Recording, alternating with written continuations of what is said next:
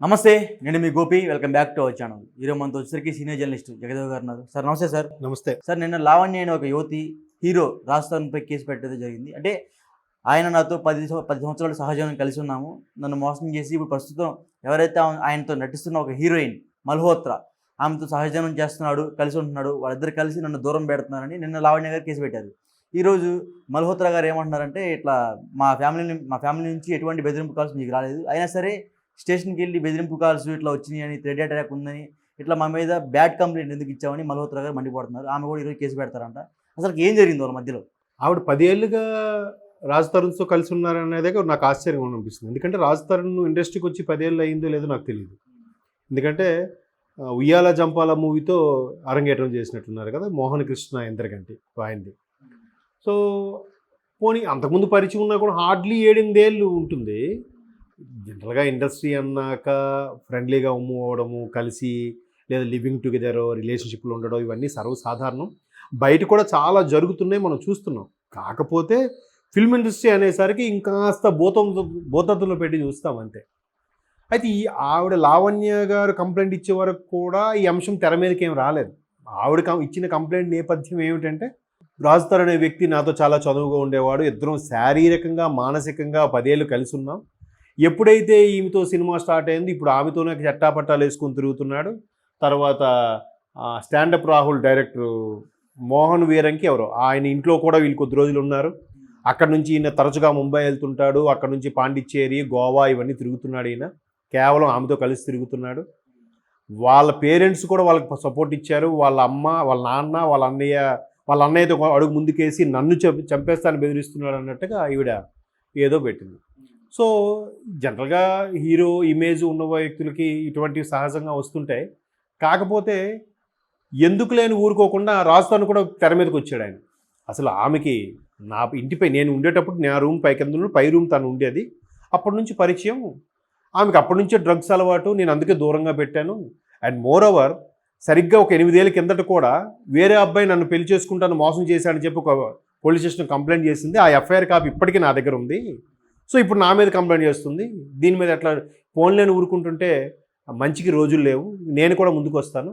And more over ఆ అమ్మాయితో చనువుగా ఉన్నాను లేదు అనేది ఈమెకు అనవసరం. సినిమా చేసినప్పుడు కలిసి జర్నీ చేస్తాం, పలాందరూ షెడ్యూల్ అవుతుంది, పలాందరూ షూటింగ్ ఇలా ఉంటుంది. అలా ఉన్నప్పుడు జర్నీ చేసినప్పుడు కలుస్తూ ఉంటాము. ఆ సినిమాతో అయిపోయిన తర్వాత ఎవరికి సంబంధాలు ఉండవు. బట్ ఈవిడ ఇలా అంటున్నారు అని చెప్పి ఆయన ముందుకు వచ్చాడు. అది ఇప్పుడు లావణ్య గారిని మీరు ఇప్పుడు తిరగబడరా స్వామి సినిమా, ఆ సినిమా ఆల్రెడీ పట్టాలెక్కి అంత రిలీజ్ కాబోతుంది, 6-7 నెలలు అవుతుంది కదా. మరి ఈ 6-7 నెలలు మీరు ఏం చేశారమ్మా అని అంటే, నేను ఒక డ్రగ్స్ కేసు విషయంలో ఇరుక్కున్నాను, అందుకు ఆ డ్రగ్స్ కేసులు ఇరుక్కోవడానికి కూడా రాజ్ తరుణే కారణం అని అంటారు. ఇప్పుడు రాజ్ తరుణ్ కారణం అనుకుందాం, మీ బాడీలో ఆ కంటెంట్ లేకపోతే వాళ్ళని అరెస్ట్ చేసి ఏం చేయగలరు? బాడీలో కంటెంట్ ఉంది కాబట్టి అరెస్ట్ చేశారు. సుమారుగా 40+ ఎన్నో రోజులు ఆవిడ జైల్లో ఉన్నారంట. మరి రేపొద్దున ఈవిడ జైలుకి ఒక స్టేషన్కి వెళ్ళి కంప్లైంట్ చేసినా ఎవరు పట్టించుకుంటారండి? ఒక ఉమెన్గా కన్సర్న్ ఉంటే ఉండొచ్చు గాక, పెద్ద పెద్ద పరిచయాలు ఉంటే ఉండొచ్చు గాక, ఆ మాత్రం దానికి ఈమె ఇంతకుముందు కూడా చాలాసార్లు మీరు కంప్లైంట్ ఇచ్చిందని చెప్పి ఆవిడ పట్టించుకోడుగా. పైగా అవుట్కట్స్లో మంచి లావిష్ విల్లా ఉందంట. ఇప్పుడు డౌట్ ఏంటంటే, జనరల్గా ఎవరైనా సమస్యలు ఇరుక్కున్నప్పుడు, ప్రధానంగా ఆర్థిక సమస్యలు ఇరుక్కున్నప్పుడు మన కాల్ లిస్టులో ఎవడు బాగున్నాడు, ఎవడు బెటర్గా ఉన్నాడో చూసుకుంటారు. వాళ్ళని అప్పు అడగడమో చేయడమో చేస్తారు. లేదనుకో ఇట్లా వాడికి అడుగుతారు, ఇవ్వలేదంటే రివర్స్ గేర్ వేస్తారు. మేబీ అలా రివర్స్ గేర్ వేసారేమో అని కొంతమంది అభిప్రాయం. లేదు ఈ వెనకుంది ఎవరో రాజ్ తరుణ్ మీద ఉసుగొలుపుతున్నారనేది కూడా కొన్ని వార్తలు ఉన్నాయి. అయినా అయిండొచ్చు. ఇవాళ రేపు బ్రోకర్స్ ఎక్కువైపోయారుగా. ఏం కాదు, నువ్వు కేసే చూసుకుందాం, ఎంతో అంత కాలు బేరానికి వస్తాయి కదా, నీకు వచ్చిన నెలకు 10-20% నాకు ఇవ్వు అంటే అయిపోయిందిగా, లైఫ్ సెటిల్ కదా. సో అట్లా కూడా జరిగి ఉండొచ్చు. కాకపోతే లావణ్య అనే అమ్మాయి డ్రగ్స్ కేసులు ఇరుక్కుపోయి అరెస్ట్ అయ్యి వచ్చి, నాకు ఆ అమ్మాయితో చనువుగా ఉంటున్నాడు, నన్ను దూరంగా పెట్టాడు అంటే, మరి ఇన్ని రోజులు ఏం చేసినట్టు? ఈమె దగ్గర ఆన్సర్ లేదు. ఇవాళ ఆ అమ్మాయి మాల్వి మల్హోత్రా కూడా ఓపెన్ అయింది, నాకు అసలు ఒక సినిమా హీరోగా చేశాను కాబట్టి ఈ సినిమాతో ఆయనతో నాకేం సంబంధం లేదు, లివింగ్ టు రిలేషన్స్ ఏమి ఉండవు. అండ్ మోర్ ఓవర్ మా ఫ్యామిలీ వాళ్ళు ఆమెకు ఫోన్ చేయడం అనేది కరెక్ట్ కాదు, నేనే రివర్స్ కేసులో పరువు నష్టం దావా వేస్తానన్న స్థాయిలో మాట్లాడుతుంది ఆమె. ఒకసారి వీళ్ళిద్దరు బ్యాక్గ్రౌండ్ చూస్తే లావణ్య అనే అమ్మాయి బ్యాక్గ్రౌండ్ ఏంటో ఎవరికీ తెలియదు. ఆమె పుట్టుపూర్వోత్తరాలు ఏం తెలియదు. బట్ ఒక మిడిల్ క్లాస్ ఫ్యామిలీ నుంచి వచ్చిందన్న విషయం మాత్రమే ఎక్కడో చూచాయిగా తెలుసు తప్ప ఏమీ తెలియదు. బట్ మాల్వి మల్హోత్రా అలా కాదు. స్టేజ్ షోస్ చేసింది, పంజాబీ ఆల్బమ్స్ చేసింది, హిందీ షోల్లో చేసింది, వెబ్ సిరీస్ ఒకటి చేసింది. ఆమె ఎంతో కొంత సినిమా కోసం తపన పడి సినిమా కోసం ట్రై చేసి వచ్చిన అమ్మాయి. అంతేగాని ఒకసారిగా ఒక మిడిల్ క్లాస్ ఫ్యామిలీ నుంచి వచ్చేసరికి కాదు. సినిమా నేపథ్యం ఉన్న అమ్మాయి. బాలీవుడ్లో కానీ హిందీలో కానీ కొంత చేసి ఏదో చిన్న చిన్న పాత్రలు చేసి వెబ్ సిరీస్లో చేసి అట్లాంటి షార్ట్ ఫిల్మ్స్ చేసి వచ్చిన అమ్మాయి కదా. సో ఆ అమ్మాయి వాళ్ళకి ఏం తెలుస్తుంది? ఇవి చేసే ఆరోపణలు కానీ వీళ్ళు మాట్లాడే భాష పూర్తిగా వాళ్ళకి అర్థం కాదు. సో అక్కడ ఇక్కడ చూసి అసిస్టెంట్ల ద్వారా లేకపోతే బ్యాకప్ మ్యాన్ల ద్వారా తెలుసుకొని ఓహో ఇట్లా ఈ అమ్మాయి రివర్స్లో మన మీద ఎలిగేషన్ చేస్తుంది, సో మనం ఊరుకుంటే మళ్ళీ మనల్ని తొక్కేస్తారు అని చెప్పి ఈమె ఇప్పుడు బయటకు వచ్చే అవకాశాలు కనిపిస్తున్నాయంట. మొత్తం మీద లావణ్య అనే అమ్మాయిది ఒక ఉమెన్ కన్సర్న్గా చూస్తే మేబీ ఇవాళ రేపు ఎలా ఉన్నారండి, దొరికినప్పుడల్లా ఎంజాయ్ చేసామా, కలిసి ఉన్నామా అనేట్ల టైప్లోనే ఉంటున్నారు. బయటకు అంటే నేను ఒక్క ఇండస్ట్రీ గురించి మాట్లాడట్లేదు, బయట కూడా జరుగుతుంది. బయట జరిగినప్పుడు ఎవరికి తెలియట్లేదు. నేము ఫేమ్ వచ్చాక బాగా ఫెమిలియర్ అవుతున్నారు. అంతే కదా. అంతకుముందు మొన్న షన్ను ఆయన షార్ట్ ఫిల్మ్ గట్రా చేశారు. షణ్ముఖ్ ఆయన బ్రదర్ని అరెస్ట్ చేయడానికి వెళ్తే ఈయన డ్రగ్స్ విషయంలో ఫస్ట్ పట్టుబడ్డాడు. చూడండి ఎట్లాగా అంటే జనాలు దేనికోసం ఇండస్ట్రీకి వస్తున్నారు, దేనివే ప్రెడిక్ట్ అవుతున్నారు అనేది తెలియదు. ఈవెన్ రాజు తరుణ్ కూడా ఏమంటున్నాడు, ఆమెకు అలవాటు ఉంది కాబట్టి నేను ఎడంగా పెట్టాను. 2017 నుంచి ఆవిడకి నాకు పెద్దగా కాంటాక్ట్స్ లేవు, 2017 నుంచి కూడా.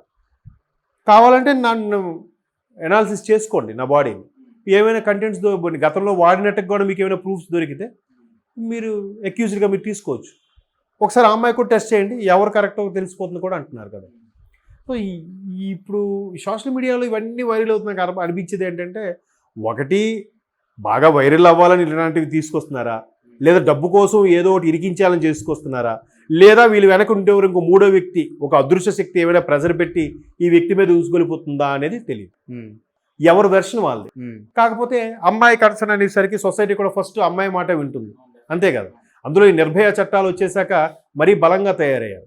అబ్బాయిలు తప్పు లేకపోయినా అమ్మాయిలు తప్పున్నా ఫస్ట్ నిర్భయ చట్టాలు వచ్చిన తర్వాత మరీ పవర్ఫుల్గా తయారయ్యారు. దీనివల్ల అమ్మాయిలు కూడా చెలరేగే సందర్భాలు చాలా ఉన్నాయి. ఈ మధ్యకాలంలో నాకు బాగా దగ్గర మిత్రుల్లో కూడా కొన్ని సందర్భాలు చూశారు. వాడు చాలా మంచివాడు. అఫ్కోర్స్ మీరు అడగచ్చు చాలా మంచివాడు అంటే 4 గోడల మధ్య జరిగింది మనం ఎలా చూస్తాం సార్ మనకు తెలియదు కనుక తెలుస్తుంది కదా.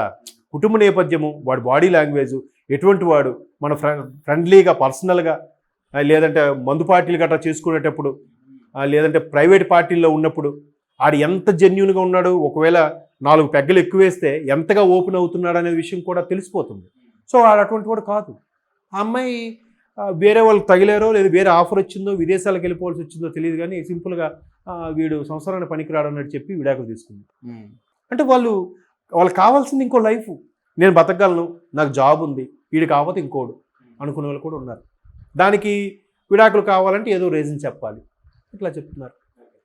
మరీ ఎక్కువ అయితే నన్ను హింసిస్తున్నాడు, నిర్భయ చట్టాల కేసు పెట్టడం, నన్ను అరెస్ట్ చేస్తున్నాడు, సిగరెట్లు మరకలు పెట్టడం, ఏమో చెప్పొచ్చు, ఎవరు చూశారు. కాబట్టి అమ్మాయి కన్సర్న్ అని పెట్టుకోవడానికి కూడా లేదు ఇవాళ రేపుల్లో. బట్ చూద్దాం, ఈవిడ కూడా మాల్వి కూడా కంప్లైంట్ ఇస్తానంటుంది కాబట్టి ఇది ఎటువైపు మళ్ళీ తిరుగుతుందో let us wait and see. Okay sir, thank you.